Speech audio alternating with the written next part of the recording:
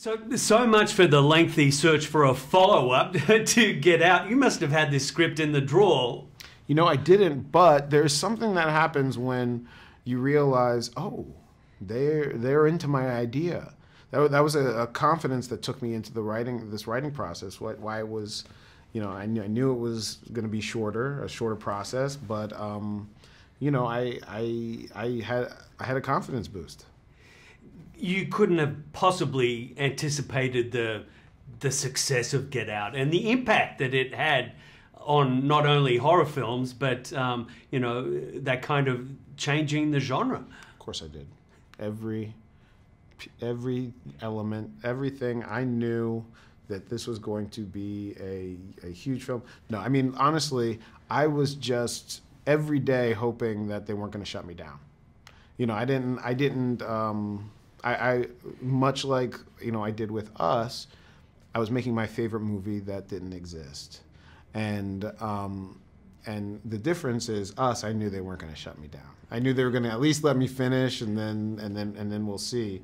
But it's been an incredible journey as a filmmaker to get that response from the fans for Get Out, and to feel empowered by that for this one.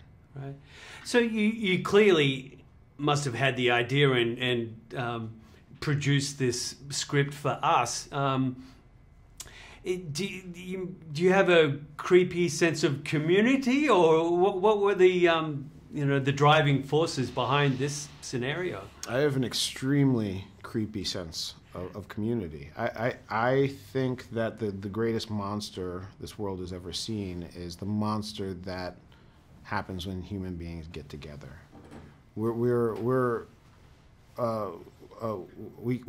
are capable of extreme good, but we are also capable of extreme atrocity when we combine ourselves. And part of that is because we allow, you know, by connecting, we allow each other to get away with things, to not face the consequences. So I think in some form, every film I make in this horror space will connect to this idea that human beings, though we have some good parts, we are inherently bad.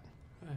Well, that's the thing, you know, the social challenge of Us is a little more complicated than Get Out, isn't it? Mm-hmm. Well, you know, I depends on how you gauge complicated. I think Us works on many different levels. There's many different ways to define us, and